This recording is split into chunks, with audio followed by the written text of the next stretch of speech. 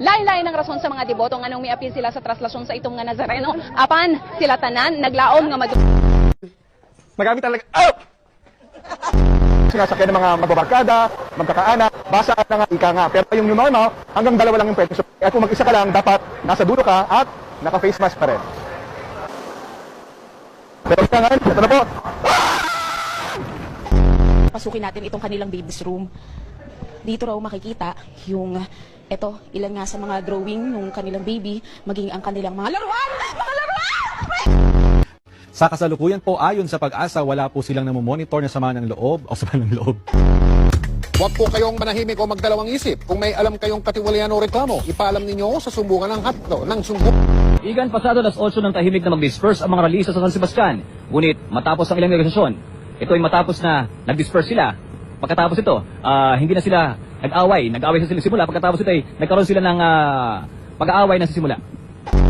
Mang Tani, so hanggang kailan ba tatagal itong mga pag-ulan natin? Matagal-tagal na rin, Mang Tani. May mga naninimaho na ng mga damit. Yes, Josie. Josie tuloy. Yung ating wind map, makikita natin yung tuloy-tuloy na paglakas ng hangin habagat. At ito ay dahil doon sa bagyong Josie. At hindi lang ngayong weekend, kung hindi maaring Lunes hanggang Martes. Mang Tani, sige, maraming salamat sa iyo. Baka kung ano pa matawag mo sa akin, maraming salamat. Galit na tawag panggawa ko galit. Yung composition, kanina nakita natin yung pagdagsari ng mga tae.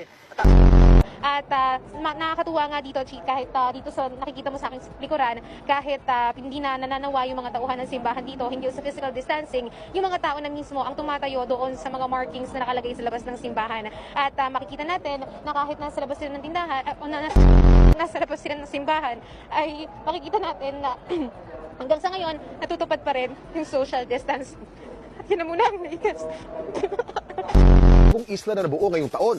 Kung naalala ninyo, nitong Setyembre, may lumutang din na bagong isla sa Pakistan, dulot ng malakas na lindol na tinawag na Salsala Ko. Walang nakatira sa islang ito sa Pakistan dahil nagbubuga po ito. Sinamantala ng mga kawataan. Siyempre, papahuli ba tayo sa rides?